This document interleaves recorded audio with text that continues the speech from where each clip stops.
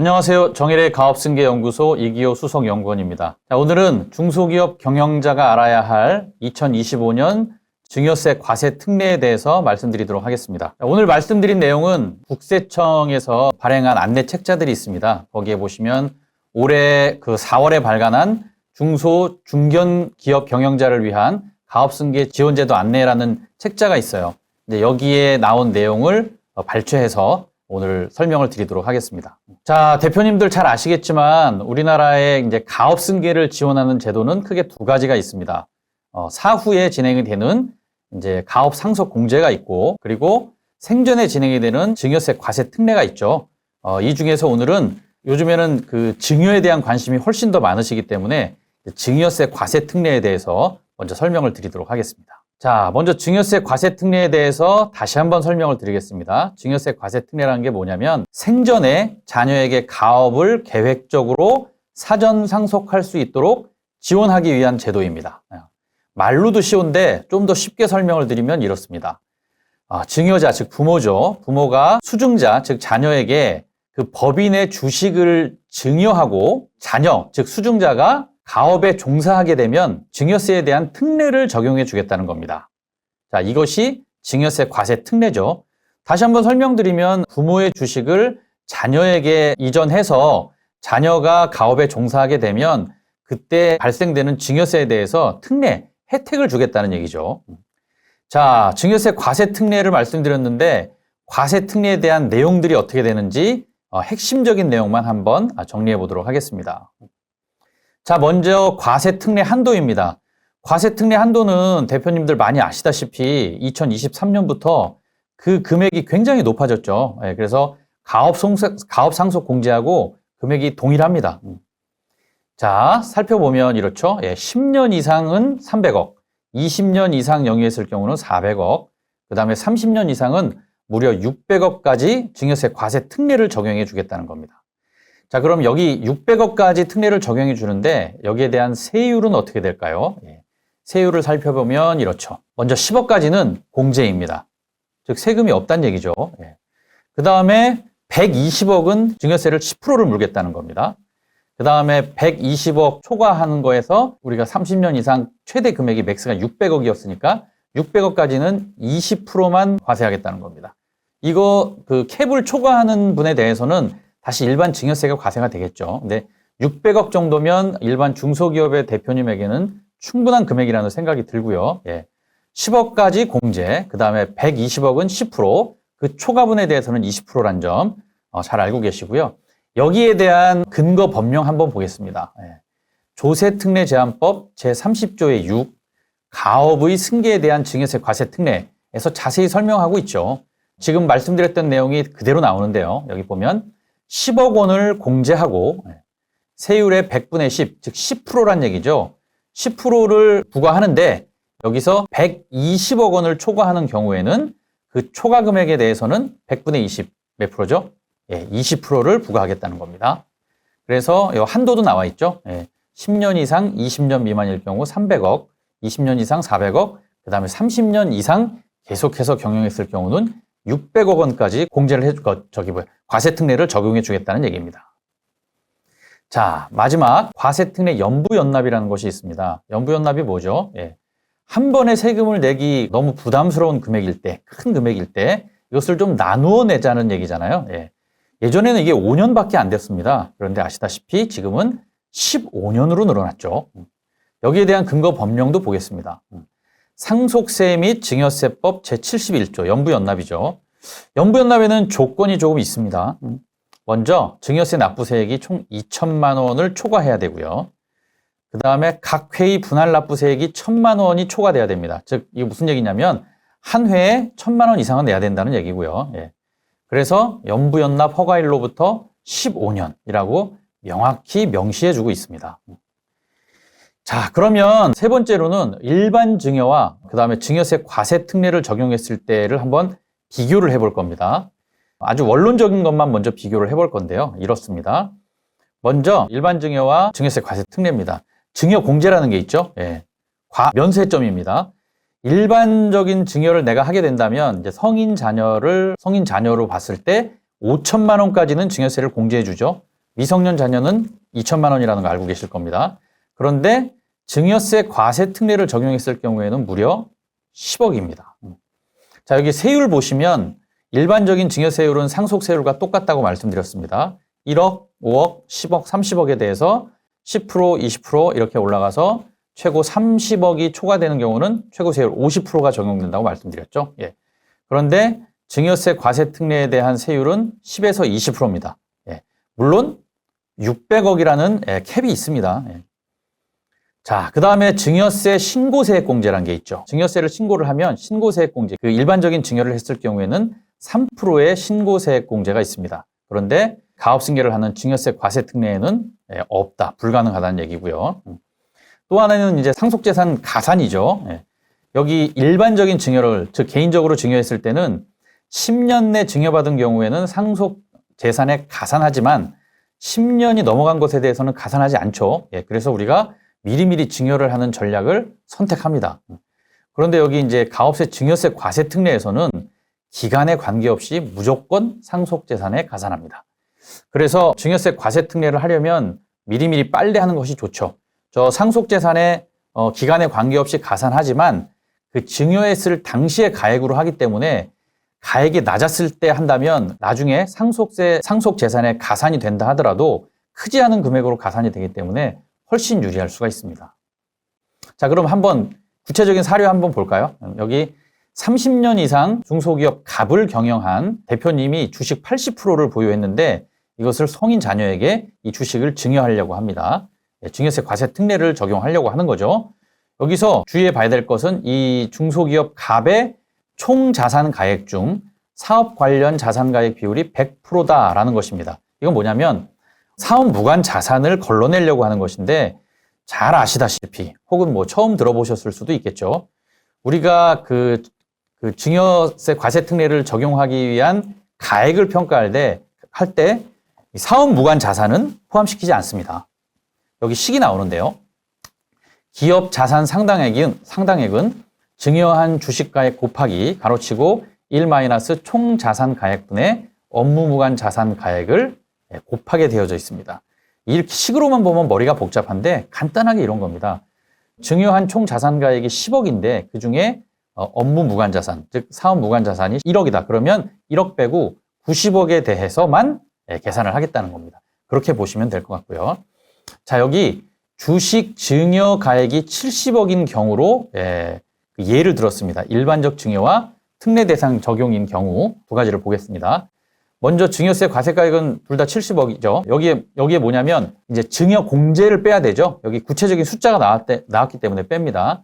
개인은 5천만 원이라고 그랬죠. 그래서 5천만 원을 뺐더니 증여세 과세 표준액이 69억 5천만 원이 나왔죠. 그런데 증여세 과세 특례는 증여 공제액이 얼마죠? 아까 10억이라고 그랬습니다.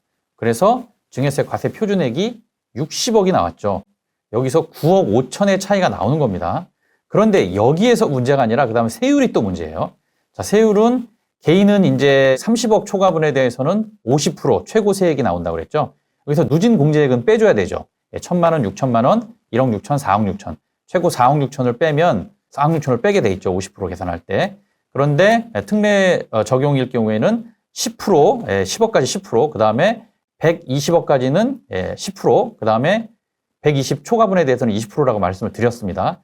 그러면 여기서 산출세액이 달라져요. 산출세액이 일반적 증여일 경우에는 30억 1,500만 원, 그 다음에 특례 적용 대상인 경우에는 6억 원으로 어마어마하게 차이가 나게 됩니다. 그러면 신고세액 공제가 있는데 개인은 3% 있다고 그랬죠? 3% 고작 9,045만 원입니다. 빼면 자진납부세액이 일반적인 증여일 경우에는 29억 2,455만 원이 되고요. 그 다음에 특례 적용 대상인 경우는 6억 원이 돼서 무려 특례 적용 시에 23억 2,455만 원의 증여세를 줄일 수 있게 되는 것입니다. 굉장히 어마어마한 차이죠. 자, 여기에 이제 2025년에 작지만 세법 개정이 있었습니다. 두 가지가 있는데 두 가지 내용에 대해서 이제 알고 넘어가야 되니까 설명을 드리도록 하겠습니다. 자, 첫 번째는 뭐냐면 조세특례 제한법 시행령 제27조의 6입니다. 가업승계 증여세 특례 적용 조건 중에 증여자 조건이 있는데 증여자 조건 중에 이런 거 있죠. 예, 주식 40% 이상을 10년 이상 계속해서 보유해야 된다는 조건이 있습니다. 여기에 증여자, 즉 부모의 대표이사 재직 요건이 추가되었습니다. 여기 보시면 어느 하나의 기간 중 대표이사로 재직해야 된다라고 얘기하고 가업 영위 기간의 50% 이상, 그 다음에 증여일로부터 소급하여 10년 중 5년 이상 두 가지 중에 하나는 충족해야 된다는 얘기입니다.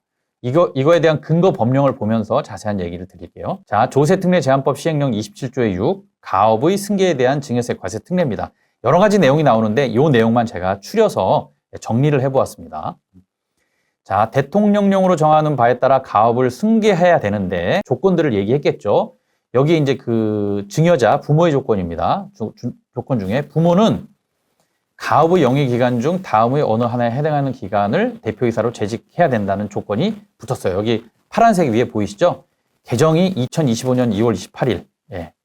자, 그래서 올해 이 개정세법이 추가된 겁니다. 여기 보면 아까 말씀드린 대로 100분의 50, 그 다음에 소급해서 10년 중 5년이에요. 이건 무슨 얘기냐면 100분의 50이면 가업이 그 10년 동안 영위했으면 그 중에 50이면 5년이고요. 20년이면 그 중에 50%면 20년이면 10년이 되겠죠. 이런 식으로 계산하시면 되고 증여일로부터 소급하여 10년 중 5년은 증여일로부터 10년 이내 5년 이상입니다. 이렇게 보시면 될 것 같습니다. 대부분의 증여를 하시는 부모님, 대표님들이 여기에는 해당이 되실 거라고 생각을 합니다. 하나를 그런데 조건을 하나 더 둔 거죠. 자, 두 번째는 뭐냐면 상속증여세법 시행령 제15조의 5항입니다. 여기 보면 아까 말씀드렸죠. 사업무관 자산이 나옵니다. 이것은 과세특례를 할 때 적용해주지 않는 금액이죠. 이 범위를 설명해주고 있습니다. 비사업용 토지, 업무와 무관한 임대부동산, 그 다음에 대여금, 가지급금이죠. 그 다음에 과다보유 훈금, 이거 잘 알고 계셔야 됩니다. 직전 5년 평균의 150% 초과분은 이것도 그 업무 무관 자산으로 보고 과세특례에 적용시켜주지 않겠다는 겁니다. 요거 뒤에 변경된 규정을 제가 말씀드리면서 자세하게 풀어드리도록 하겠습니다. 자, 개정 후에는 어떻게 됐냐면 업무 무관 자산 범위를 설명을 했는데 자, 거기서 일반적으로 제외되는 것들을 또 둔 거예요. 뭐냐면 임직원 사택은 여기 뭐 임대부동산일 수도 있는데 임직원 사택은 제외한다. 즉 업무 무관 자산에 포함하지 않겠다라는 얘기입니다. 여기 보면 뭐 소액 주주가 아닌 주주, 최대 주주의 친인척은 임직원이 아니다라고 얘기하고 있고 그 다음에 이 주택에 대한 조건도 쉽게 말해서 국민주택 규모, 즉 기준시가 6억 원 이하의 주택으로서 상속개시일 혹은 증여일 현재까지 5년 이상 계속해서 무상으로 제공하고 있던 주택이어야 된다고 얘기하고 있습니다. 자, 그리고 임직원 중에 임직원 학자금과 주택자금도 업무무관 자산에서 제외시켜주고 있는데 임원뿐만 아니라 자녀의 학자금까지 포함시켜줬고 기준시가 6억 원 이하의 주택 전세자금을 얘기하고 있습니다. 자, 그리고 또 하나 뭐냐면 과다보유 현금 얘기했죠.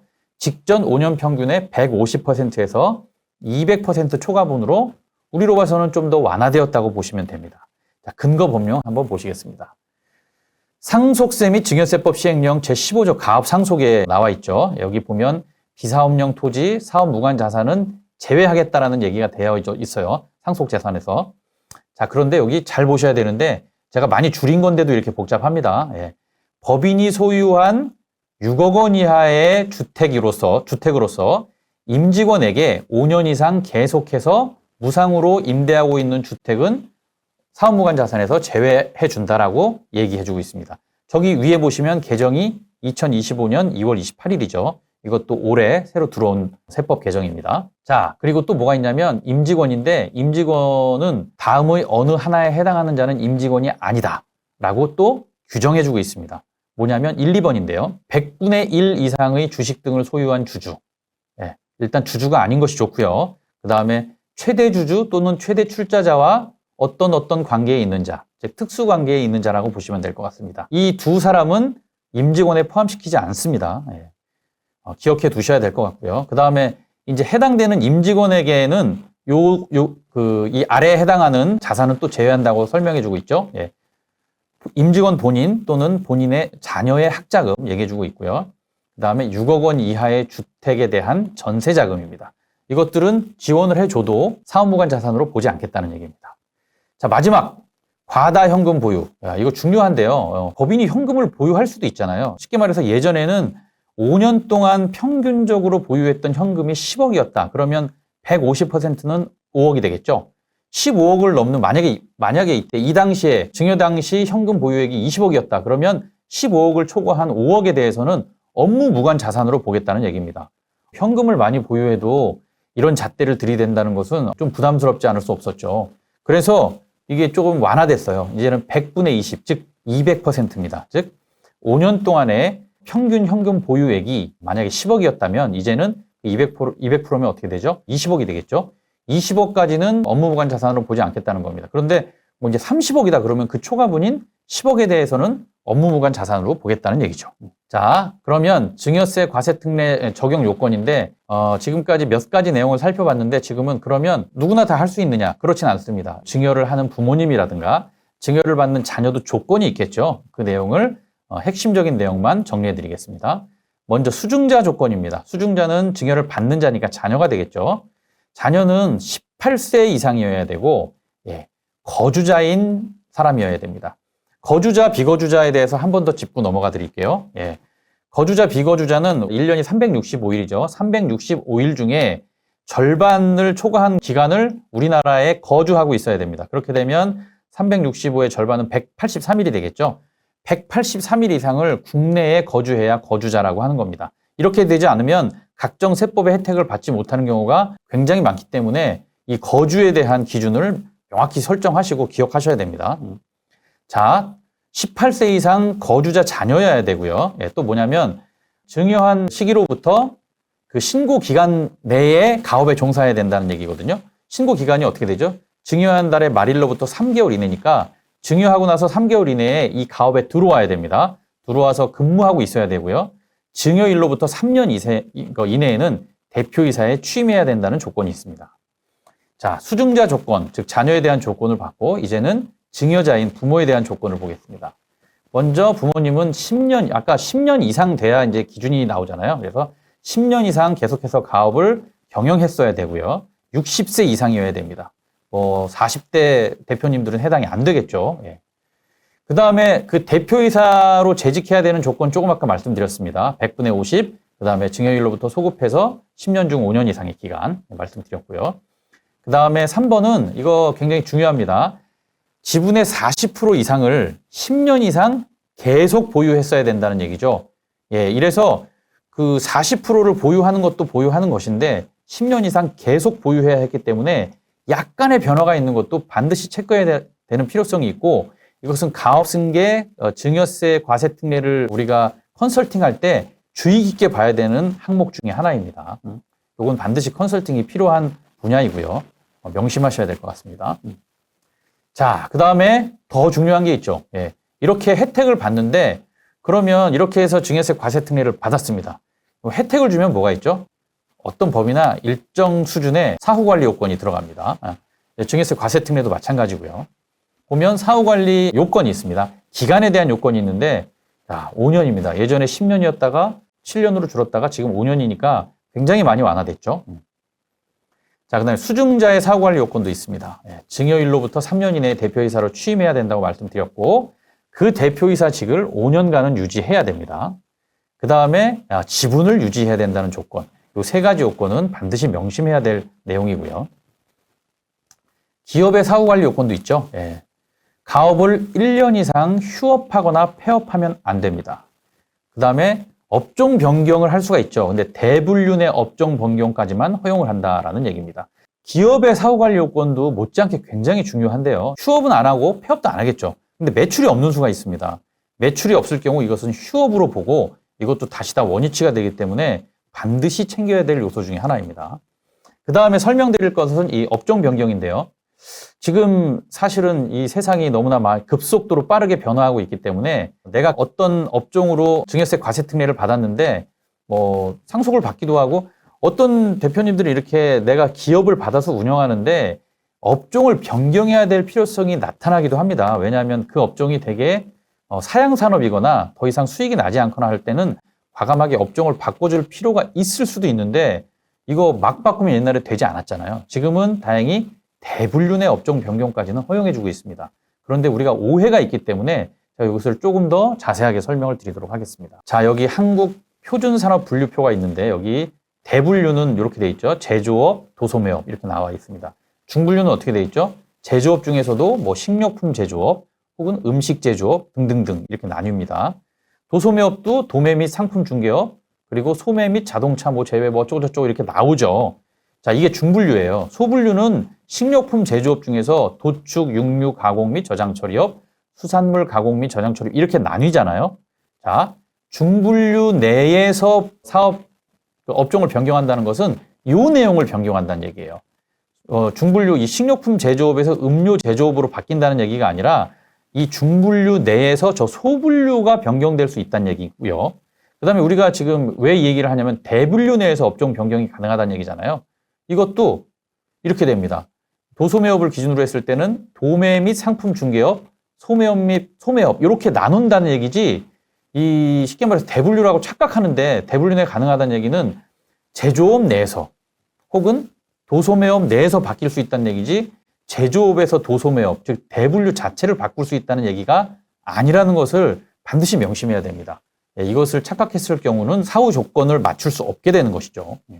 그래서 뭐 예시가 있는데 식플라스틱 욕실 자재 중분류 22에서 절수형 양변기 중분류 23으로 변동된다든가 이렇게 변경되어야지 제조업에서 도소매업으로 변경되는 것은 안 된다라고 말씀을 드립니다. 자, 지금부터는 이제 주요 Q&A를 또 잘 정리해 놓았습니다. 가장 헷갈리는 두 가지를 설명을 드릴 건데요. 세 가지인데 크게는 두 가지라고 볼 수 있을 것 같습니다. 자, 첫 번째가 뭐냐면 가업을 두 사람 이상이 승계한 경우 증여세 계산을 어떻게 해야 되느냐라는 거예요. 그래서 첫 번째가 2인이 같은 날에 주식을 증여받은 경우거든요. 쉽게 말하면 동시 증여를 받았을 경우죠. 이때 어떻게 계산을 하느냐라는 것이에요. 여기 보면 1인이 증여받은 것으로 보아서 먼저 계산을 한 다음에 각자 증여받은 주식 등의 가액에 비례하여 안분한다라고 되어져 있습니다. 말이 어렵기 때문에 예를 한번 보도록 하겠습니다. 자, 여기 동시 증여 시 과세특례 적용 방법입니다. A에게 300억 원, 그 다음에 B에게 200억 원을 증여했을 경우입니다. 자, 1인이 모두 증여받은 것으로 가정한 증여세 과세특례를 먼저 적용한다고 말씀을 드렸죠. 예. 뭐 합치는 거죠. 증여세 과세가액은 300억, 200억 합쳐서 500억입니다. 과세 표준은 어떻게 되나요? 이제 세금을 내야 되는 과세 표준액. 여기는 500억에서 10억까지는 세금이 없다고 그랬잖아요. 그래서 10억 원을 뺐더니 과세 표준은 490억 원이 나왔습니다. 그럼 이 490억 원에서 우리가 아까 120억은 10%만 낸다고 그랬죠. 그래서 2억 원이 될 거고요. 그 다음에 490억 원에서 120억 원을 빼면 어떻게 되죠? 370억 원이죠. 예. 370억 원의 20%는 74억입니다. 그래서 증여세 산출세액은 86억 원이 되는 거예요. 이 86억 원을 A와 B에게 안분하죠. 본인의 비율대로. A는 60%였기 때문에 51억 6천만 원이 될 거고 B는 40%였죠. 그래서 34억 4천만 원이 되는 것입니다. 자, 어떻게 되는지 쉽게 이해가 되셨죠? 예. 자, 근데 두 번째 갑니다. 두 번째는 해당 주식 등의 증여일 전에 다른 거주자가 해당 가업의 주식 등을 증여받고 증여세 과세특례를 적용받은 경우. 말이 어렵습니다. 쉽게 말해서 순차 증여, 증여의 시기가 다르다는 것을 얘기하고 있는 겁니다. 이거는 첫 번째 받은 사람의 증여세 과세 가액을 증여세를 먼저 계산한 다음에 두 번째 사람을 계산하는데 이제 통합해서 계산하는 거죠. 그리고 첫 번째 A가 낸 것을 빼고 나머지 금액을 이제 B가 내는 것인데요. 이게 되게 이게 똑같은 상황인데도 요 금액이 달라집니다. 한번 보실래요? 여기 보면 똑같이 A 300억, B 200억인데 기간은 달랐습니다. 그래서 먼저 1차 증여 받은 A가 먼저 계산을 하게 됩니다. 여기 과세 표준은 어떻게 되죠? 300억이었죠. 300억 원에서 10억 원은 빼죠. 예, 10억 원 빼면 290억 원입니다. 그래서 290억 원 중에 120억 원의 10%는 12억 원, 290억에서 120억을 뺐더니 170억이 나오죠. 거기에 20%는 34억 원. 그래서 증여세 산출세액이 46억 원이 나옵니다. 아까하고 다른 거는 합하지 않고 먼저 이 사람만 10억 원을 빼줬기 때문에 첫 번째 낸 사람보다 증여세액이 적습니다. 자, 그 다음에 두 번째 사람이죠. 2차 증여 시 B가 납부할 증여세액을 계산하는데 어떻게 되냐면 이제 합산을 하는 거예요. 300억과 200억을 합산하죠. 예, 그래서 뭐 아까 얘기한 대로 490억 원이 나왔습니다. 여기 그래서 증여세 산출세액이 86억 원 나온 거는 이제 이해되시죠? 아까 이전 상황에서 제가 설명을 드렸고요. 자, 그럼 이걸 어떻게 하냐면 86억 원이 나왔는데 거기서 기존에 A가 낸 금액 46억 원을 차감하고 B가 40억 원을 낸다는 얘기입니다. 자, 10억 원을 저 앞에 낸 A가 차감을 받았기 때문에 A가 좀 더 유리해졌죠. 왜냐하면 똑같이 증여세 산출세액은 86억 원인데 A와 B가 내는 세금이 조금씩 달라졌습니다. 자, 이렇게 이해하시면 될 것 같고요. 자, 그 다음에 또 중요한 건 뭐냐면 부모가 그 2명의 자녀에게 주는 상황을 지금 설명을 한 거고요. 또 하나는 뭐냐면 이제 주주들이 여러 명인데 여기 있죠. 최대 주주들 중 A와 B가 있는데 A가 먼저 자녀에게 증여를 하면서 증여세 과세특례를 적용받았습니다. 그럴 경우는 다른 주주 B는 주식을 증여할 때 증여세 과세특례 적용을 할 수 없다라는 얘기입니다. 즉 최초의 1인에게만 해당됩니다. 이것을 잘 기억하셨으면 좋겠고요. 자, 마지막으로 지금 우리가 핵심적인 내용만 제가 좀 설명을 드렸는데 마지막으로 이제 우리가 그 가업 상속에 대한 혜택이 2가지가 있다고 말씀드렸잖아요. 예. 가업 상속 공제가 있고 증여세 과세 특례가 있는데 이 2가지를 한번 비교해 보는 시간을 갖도록 하겠습니다. 거의 비슷한데 차이가 있는 몇 가지를 설명드리려고 하는 거예요. 먼저 여기 대상은 중소기업이어야 된다고 말씀드렸고 중견기업 매출 5천억 미만입니다. 예. 자, 한도가 최대 600억 원으로 둘이 똑같습니다. 그 다음에 여기 기본 공제가 있는데 이건 다르죠. 기본 공제가 가업 상속 공제는 없죠. 아예 600억까지 세금 자체가 없으니까요. 그 다음에 사전 가업 승계를 하는 증여세 과세 특례는 10억 원이 공제가 되고 120억은 10%, 120억 초과분은 20%라고 말씀을 드렸습니다. 여기 가업 상속 공제에 상속 세율이 있는 거는 600억 원을 초과한 금액에 대해서 얘기하는 거니까 조금 다른 얘기가 되겠네요. 그 다음에 피상속인 요건, 증여자 요건 최대 주주, 지분 40% 이상을 10년 이상 보유해야 된다는 내용 똑같고요. 사후관리 기간 5년 똑같습니다. 대불륜의 업종 변경 허용도 똑같고요. 요거는 다르죠. 증여세 과세 특례에는 없는데 가업 상속 공제에는 있는 사후관리 조건이 있습니다. 즉 여기 뭐냐면 근로자 수를 5년 평균 90%를 유지해야 된다는 건데 이 근로자 수를 유지해야 된다는 게 굉장히 어려워서 잘 안 하시거든요. 그래서 여기 하나 조금 완화될 수 있는 조건을 하나 뒀는데 뭐냐면 총급여. 근로자 수 5할 총급여. 총급여를 5년 평균 유지한다면 급여로서 그 조건을 맞출 수도 있겠죠. 왜냐하면 최저임금이 계속 올라가고 급여 수준이 올라간다면 이런 조건으로 맞출 수도 있다는 생각이 듭니다. 그래서 근로자 숫자를 평균 90% 유지를 하던가 5년 평균이요. 아니면 총급여를 90% 이상 유지하든가 이 2가지 조건 중에 하나 맞추면 되고요. 그 다음에 자산은 40% 이상 처분 금지입니다. 그런데 뭐 증여세 과세 특례에는 이 조건은 없죠. 요게 다른 점이라는 것 알고 계시고요. 그 다음에 상속받은 혹은 증여받은 지분은 유지해야 된다는 조건은 똑같습니다. 그 다음에 연부연납이 있는데 상속은 20년까지 연부연납이 되는데 증여는 15년까지 적용된다는 것. 요게 조금 차이가 난다고 이해하시면 될 것 같습니다. 자, 오늘은 가업 상속을 하는 여러 가지 혜택 중에 살아생전에 할 수 있는 증여세 과세 특례에 대한 내용을 국세청 안내 자료에 나온 책자에 나온 내용을 기준으로 제가 발췌해서 좀 핵심적인 내용만 설명을 드렸습니다. 매년 2, 4분기 되면 이렇게 안내 책자가 나와서 변경된 내용을 알려드리고 이렇게 안내하고 있는데 대단히 유익한 책자입니다. 국세청에 들어가시면 직접 다운받으실 수도 있기 때문에 관심 있으신 분들은 받으셔도 되고 연구소에서 링크로 이렇게 받으실 수 있도록 안내해 드릴 겁니다. 자, 오늘 영상 많이 도움이 되셨는지 모르겠습니다. 자, 오늘 영상 시청해 주셔서 감사드리고 다음에는 조금 더 도움이 될 수 있는 영상을 가지고 찾아뵙도록 하겠습니다. 시청해 주셔서 고맙습니다. 감사합니다.